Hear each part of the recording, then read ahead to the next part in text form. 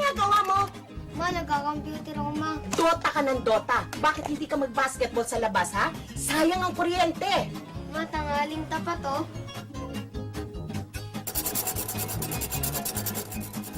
Naligo ka, hindi ka malang nagpunas. Hindi ako naligo.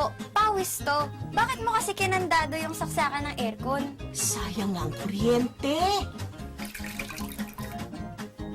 Ayan.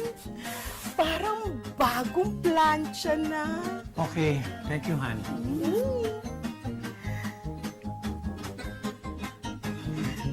Sayang ang kuryente eh.